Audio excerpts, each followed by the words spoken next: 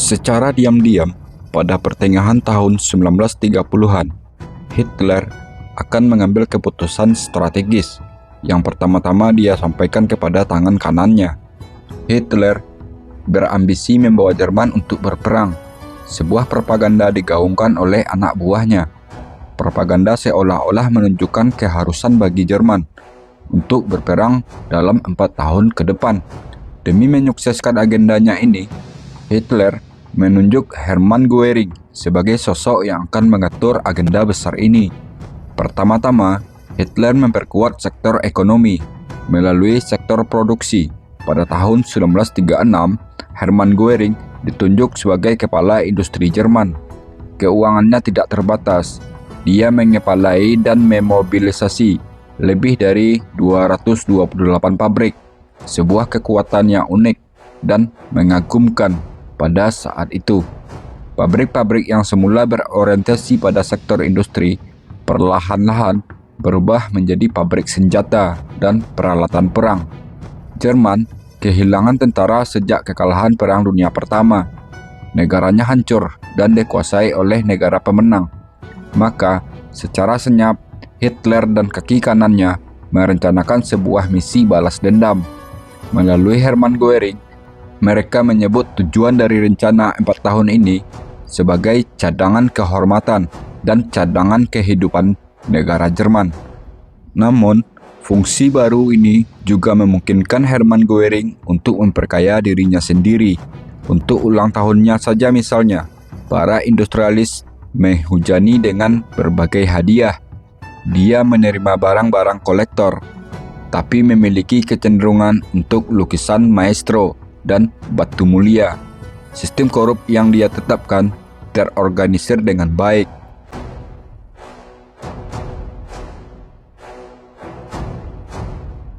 Hitler tidak punya keluarga. Joseph Goebbels, salah satu kaki tangannya, rumah tangganya hancur karena perselingkuhan. Dan Hermann Göring, istrinya meninggal karena kanker. Akhirnya, Hitler menunjuk Hermann Göring sebagai contoh model keluarga Jerman. Saat itu, negara Jerman membutuhkan seorang ibu negara. Jadi, pernikahan kedua Hermann Göring di kota Berlin layak menjadi pernikahan kerajaan. 30.000 prajurit mengikuti perayaan. Saksi pernikahan adalah Hitler langsung. Acara pernikahan ini sangat megah. Namun, di balik pesta ini, sebenarnya Hitler menyembunyikan kehidupan pribadinya yang tidak punya keluarga. Hermann Göring dan istri keduanya sekarang mewujudkan pasangan rezim resmi negara Jerman. Pasangan suami istri ini mewakili kekuatan Nazi pada acara-acara khusus, seperti resepsi untuk menghormati kunjungan Benito Mussolini. Untuk menyambut kedatangan Mussolini, Hermann Göring menanti di kebun yang sangat luas di pintu masuk kota Berlin. Ratusan karya seni dipamerkan di dinding-dinding istana.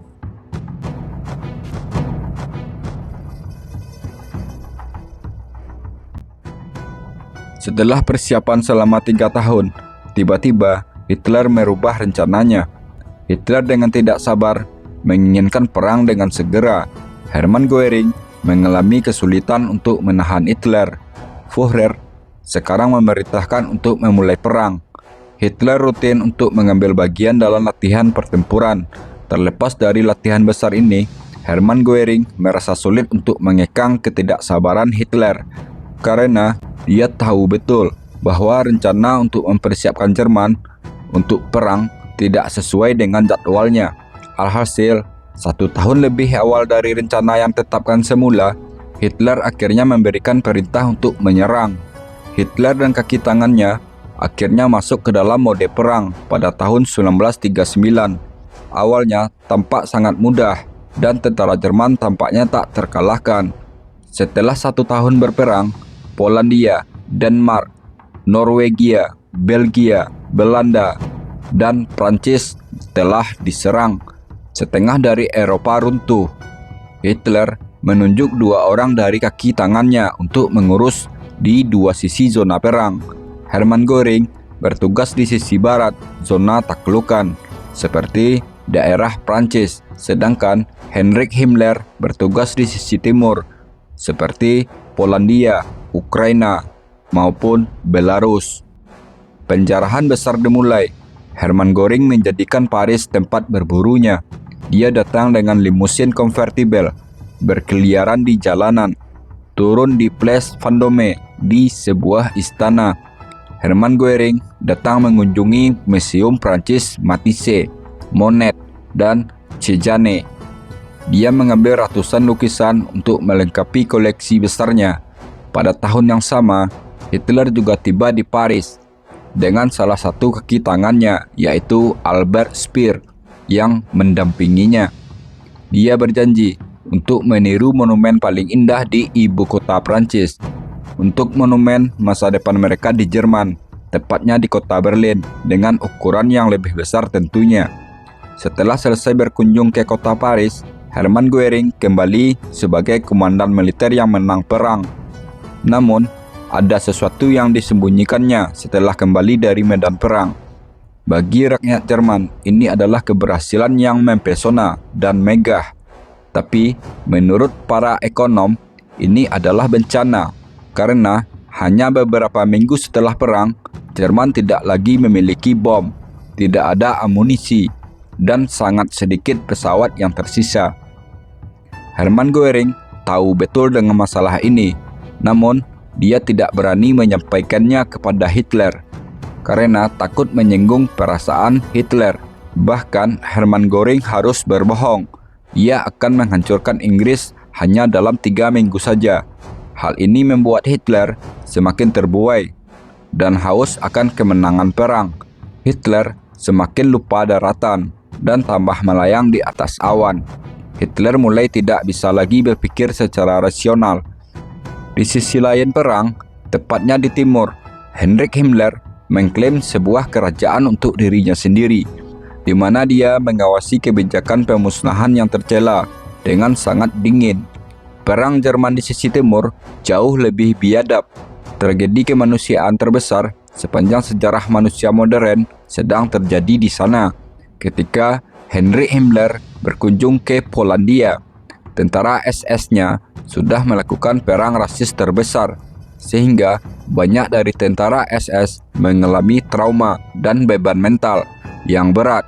Untuk itu, Heinrich Himmler menghabiskan waktu untuk memotivasi pasukannya untuk membenarkan pembunuhan yang sistematis itu. Heinrich Himmler mewanti-wanti pasukannya bahwa perang ini sulit untuk ditanggung, seperti ujian dan tugas yang menyakitkan, tapi harus mereka lakukan karena ini sebuah pengorbanan demi anak-anak mereka di masa depan. Pada awal 1939, di Polandia, Nazi sedang bereksperimen dengan kebijakan pembunuhan dan deportasi massal, dan berlanjut awal tahun 1941 di Uni Soviet.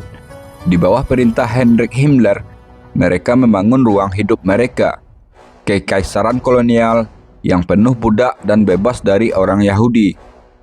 Jutaan orang kelaparan dan mati secara mengenaskan, seperti sebuah dunia imajiner di mana orang-orang mati berserakan di jalanan, dibiarkan begitu saja. Masih di tahun 1941, di Ukraina dan negara-negara Baltik, hal yang lebih mengerikan juga terjadi. Heinrich Himmler menggerakkan grup pembunuh SS kecil yang disebut dengan Einsatzgruppen. Kekejaman ini terjadi berturut-turut dengan kecepatan yang sangat mencekam. Lebih dari 1 juta orang akan dimusnahkan dalam penembakan. Pada bulan Agustus 1941, Heinrich Himmler berkunjung ke kota Minsk, Belarusia, untuk menilai strategi pembunuhan ini secara langsung. Dia memeriksa tahanan Soviet dan secara pribadi membantu eksekusi ini dengan peluru. Meski kelihatannya tak tertahankan, Himmler sebagai pemimpin SS sangat memahami tentang trauma psikologis anak buahnya. Ini bukan karena kasihan kepada korban, tapi lebih dari aspek manusiawi. Manusia terlahir bukan untuk membunuh. Memberondong dengan peluru, ratusan bahkan ribuan orang sekaligus, itu akan menciptakan trauma berat bagi pasukan tembak. Di sini, Heinrich Himmler memikirkan bagaimana caranya membunuh banyak orang sekaligus tanpa menimbulkan trauma bagi pasukannya. Berdasarkan hal inilah, gagasan untuk menggunakan gas dianggap solusi yang efisien. Agar regu pembunuh terlindungi dari trauma, gas tidak dapat membunuh banyak orang di ruangan terbuka. Untuk itu, diperlukan kamar kedap udara sebagai tempat pembunuhan. Dengan cara seperti itu, tidak ada kontak fisik maupun visual dengan para korbannya. Pasukan Nazi hanya tinggal mengambil mayat setelah proses selesai. Kemudian, Heinrich Himmler memutuskan untuk fokus pada satu lokasi terkait semua kebijakan pembunuhan ini. Hal ini membuat berdirinya tempat raksasa yang akan menjadi kamp konsentrasi terbesar dan pusat-pusat pembunuhan, tempat di mana 1,3 juta orang akan dideportasi. Kamp konsentrasi pertama didirikan yang bernama Kamp Auschwitz. Himmler menyerahkan Kamp Auschwitz ke tangan seorang petugas lapangan, salah satu spesialis kamp terburuk, namanya Rudolf Höss, di tahun 1940. Pada usia 40 tahun, Rudolf Höss menjadi direktur dari kamp konsentrasi Auschwitz. Untuk mengelola kompleks besar ini, kamp terbesar di Kekaisaran Nazi, Heinrich Himmler harus memilih Rudolf Höss karena ia seorang pria dengan masa lalu yang mematikan. Heinrich Himmler menampung Rudolf Höss setelah keluar dari penjara akibat melakukan pembunuhan pada seorang pria komunis pada tahun 1923 yang lalu, dan akhirnya bertemu dengan Heinrich Himmler di tahun 1930-an dan segera diintegrasikan ke dalam pasukan Ordo Hitamnya yang disebut dengan SS. Ketika Rudolf Höss sampai di kota Auschwitz pada tahun 1940 untuk mendirikan kamp konsentrasi, Höss menemukan sebuah kota kecil dengan populasi 15.000 penduduk serta barak tua Polandia, di mana ia mendirikan tempat penahanan pertama, yaitu Auschwitz. Ia juga melihat sebuah villa yang berdampingan dengan kamp konsentrasi. Rudolf Höss mengambil alih rumah milik orang Polandia itu. Di lantai 2 villa itu dijadikan kantornya. Di kantornya inilah dia dapat melihat dan memantau langsung ke arah kamp konsentrasi. Tinggal di villa ini bersama istrinya yang bernama Edwig dan kelima anak mereka. Lingkungan baru ini memberi mereka kenyamanan hidup yang tak terduga.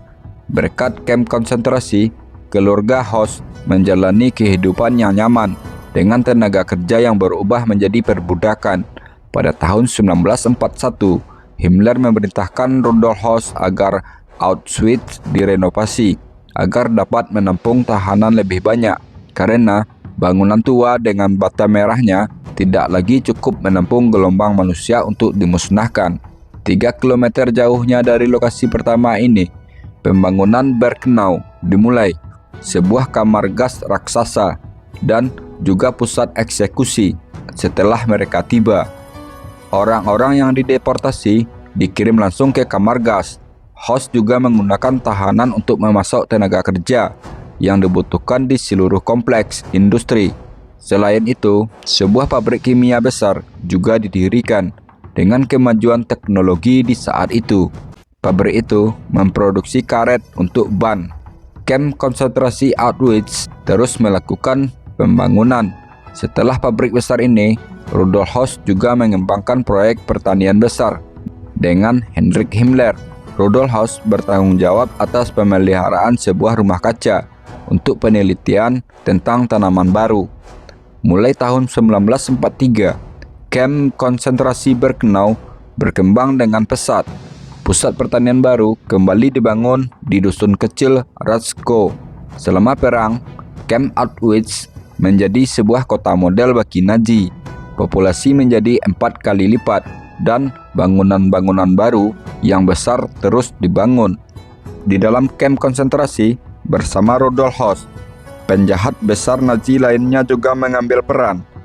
Ia adalah putra industrialis kaya yang bernama Dr. Joseph Mengele untuk melaksanakan eksperimen medis. Joseph Mengele memimpin penelitian medis resmi di kamp konsentrasi. Dia memimpin dengan cara seperti di toko daging. Dalam layanan medis dan akademi medis kamp konsentrasi, para dokter Nazi melakukan mutilasi yang kejam, terutama pada orang Yahudi dan orang Gypsy yang dideportasi. Para dokter-dokter ini diberikan kewenangan penuh atas setiap individu korbannya yang tidak lagi dianggap sebagai manusia, tetapi sebagai materi manusia. Para dokter Nazi ini terus melakukan penelitian yang dianggap perlu untuk membuat kedokteran berkembang. Para korban dokter-dokter Nazi menyasar seluruh tahanan kamp konsentrasi, termasuk pada anak-anak. Hitler berencana memperluas serangan ke timur dan disampaikan kepada kaki tangannya.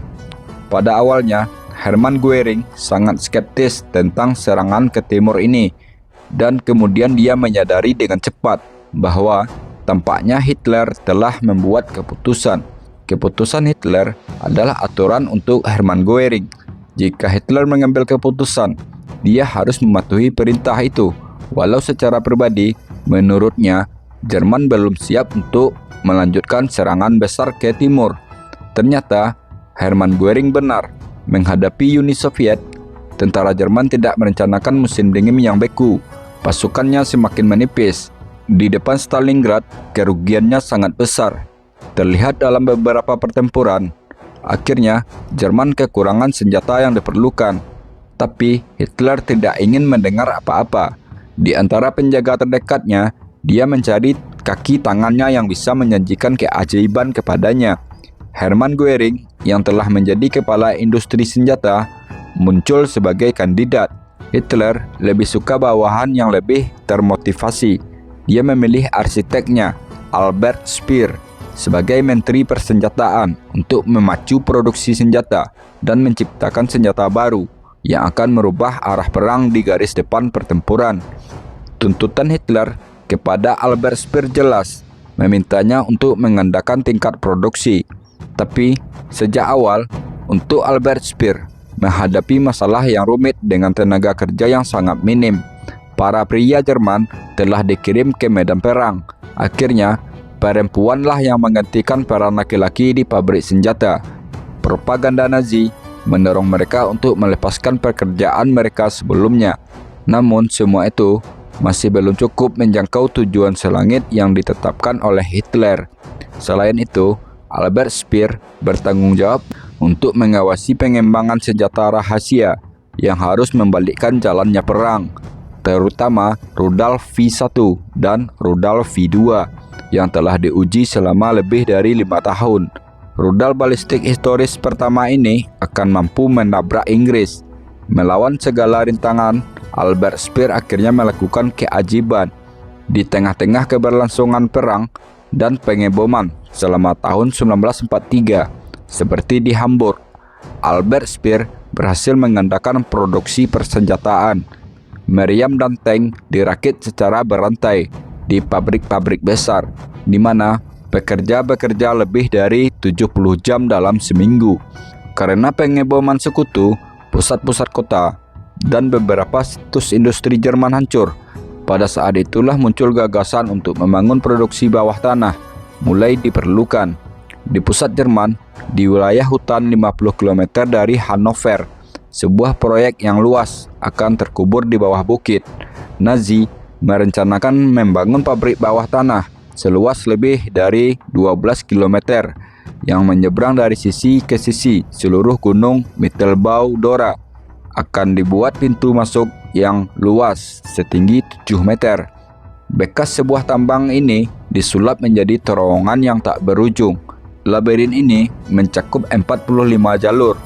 Ini adalah pabrik bawah tanah terbesar di dunia, di mana pekerja merakit rudal V2 yang terkenal, dan juga jantung dari sistem yang dikelola oleh Albert Speer.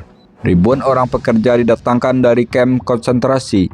Mereka dikurung di sana siang dan malam untuk bekerja seperti budak. Dari 60.000 tahanan yang bekerja di terowongan, 20.000 diantaranya meninggal di sana, termasuk lebih dari 2.000 orang Prancis.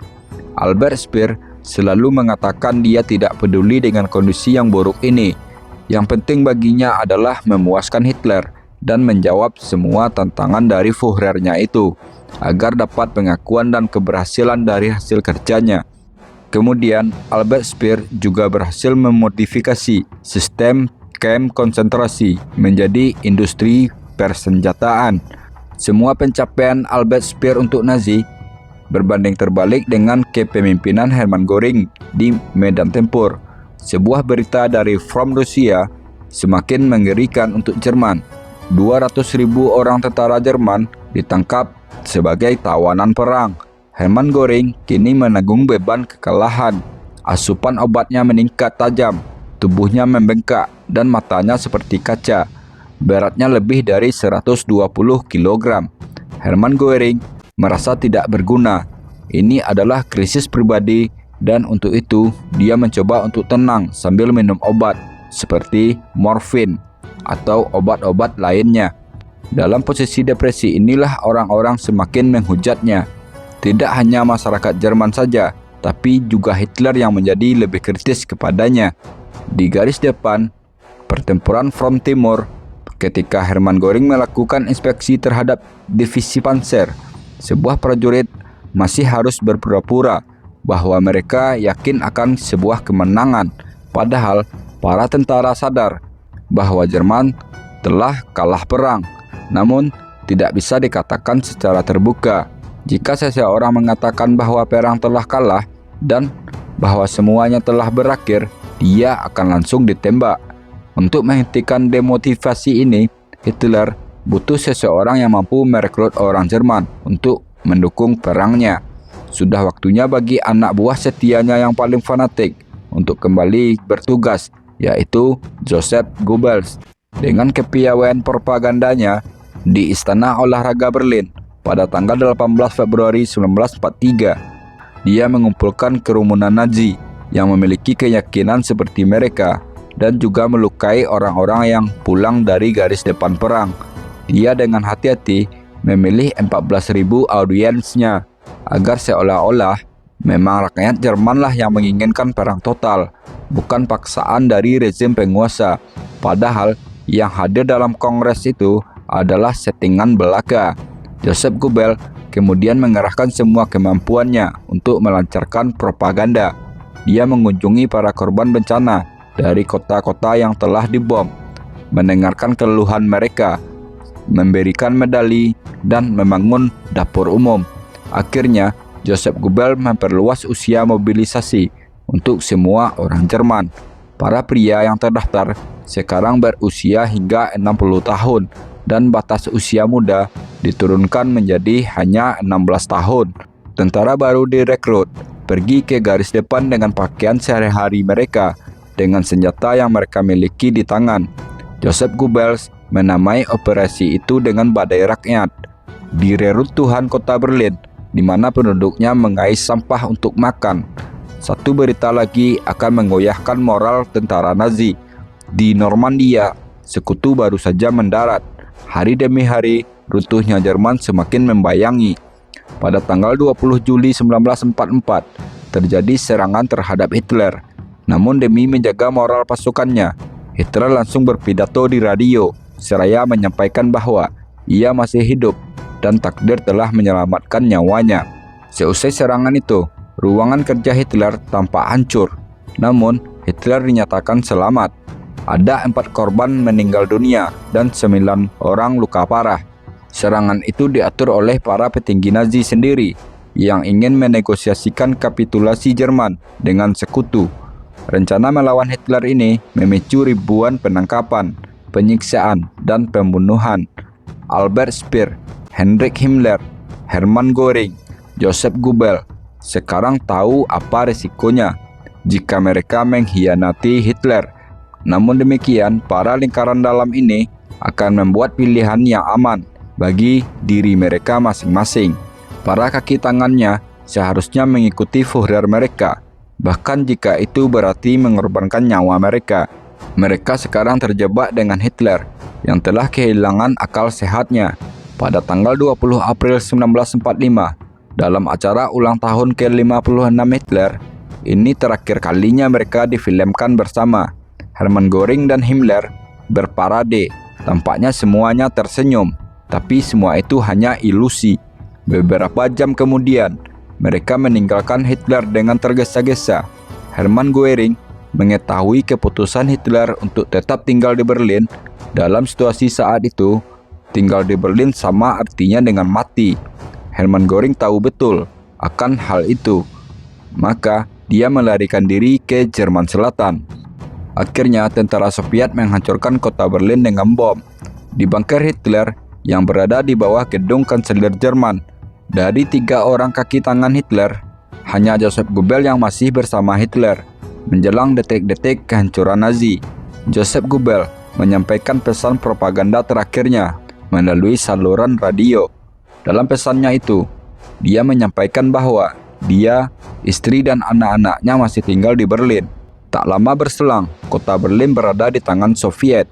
Pada tanggal 30 April 1945, pukul 3 sore, Hitler bunuh diri sesuai dengan keinginan terakhirnya. Dia menunjuk Joseph Goebbels sebagai pengganti resminya. Namun, Joseph Goebbels hanya menjabat sebagai kanselir Jerman dalam waktu beberapa jam saja.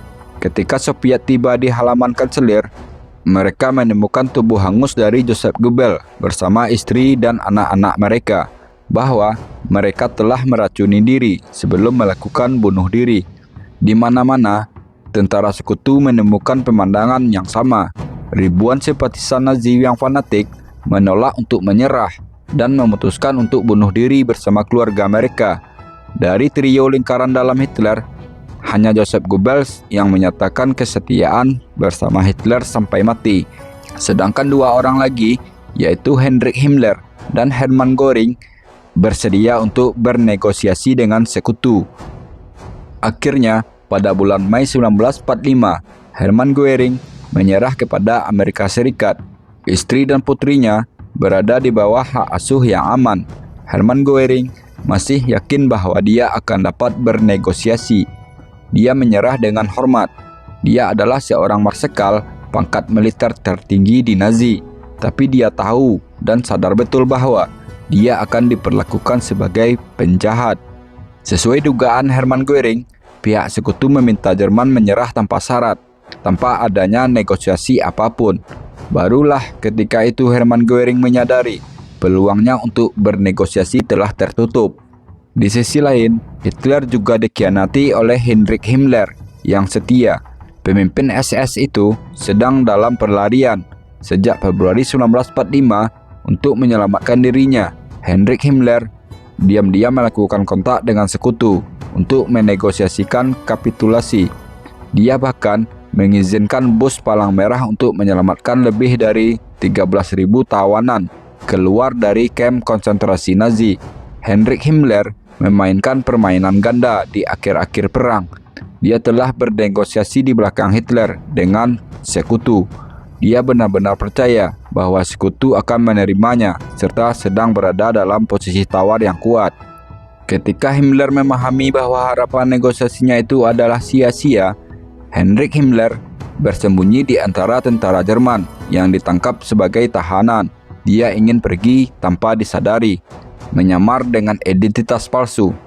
Dia akhirnya ditangkap di dekat Hamburg, dan pada saat itu dia sedang digeledah di sebuah rumah oleh seorang dokter Inggris. Namun Heinrich Himmler menggigit kapsul sianida, racun yang disembunyikan di mulutnya. Dia meninggal seketika. Pembunuh terbesar abad ini lari dari tanggung jawab dan setumpuk dosa-dosanya. Pada hari yang sama, di Flensburg, Jerman Utara, pejabat Nazi terakhir ditangkap. Di antara mereka adalah anak didik Hitler, yaitu Albert Speer, sang arsitek dan menteri persenjataan Nazi. Pada musim panas 1945, di antara kaki tangan lingkaran dalam Hitler, hanya Hermann Göring dan Albert Speer yang masih hidup. Di tingkat bawah, kepala kamp konsentrasi Rudolf Höss juga selamat. Mereka harus menghadapi hakim untuk membayar kejahatan mereka. Mereka masih berharap untuk keluar secara hidup-hidup. 20 November 1945 di Nuremberg, persidangan abad ini dimulai. Hakim Amerika, Inggris, Rusia, dan Prancis harus menilai 24 penjahat Nazi terbesar yang masih hidup.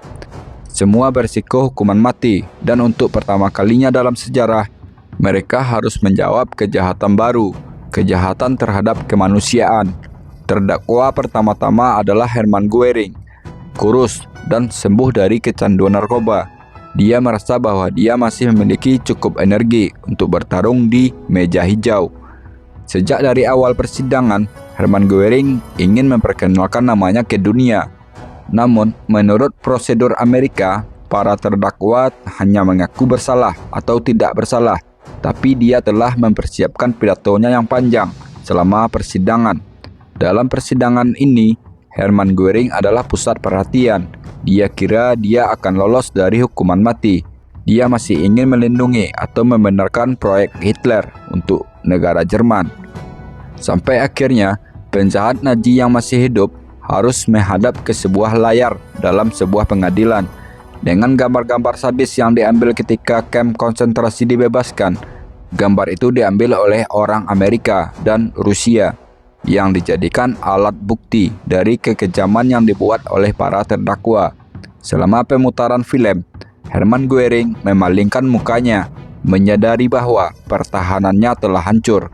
Para terdakwa membela rezim Nazi sampai akhir persidangan di Nuremberg.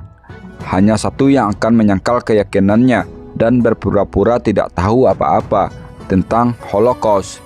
Namun, dia adalah salah satu orang yang paling dekat dengan Hitler, yaitu Albert Speer, sang arsitek.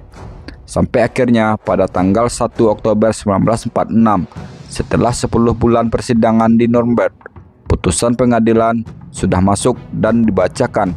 Hermann Goering dan 12 terdakwa lainnya dinyatakan hukuman mati dengan cara digantung, sedangkan Albert Speer selamat dari hukuman mati dan dinyatakan kurungan penjara selama 20 tahun.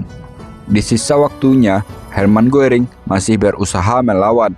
Beberapa jam sebelum eksekusi hukuman gantungnya, dengan keterlibatan salah satu penjaga Amerikanya, Hermann Goering mendapatkan racun dan melakukan bunuh diri di selnya, dan masih percaya bahwa dia telah membuat sejarah. Orang-orang yang bertanggung jawab atas kamp konsentrasi Auschwitz telah diserahkan ke sistem hukum Polandia karena kekejaman terjadi di tanah mereka. Di antara mereka adalah Rudolf Höss. Dia akan diadili dan dikutuk di Warsawa untuk menjadi contoh serta digantung di kamp konsentrasi di tempat kejadian perkara.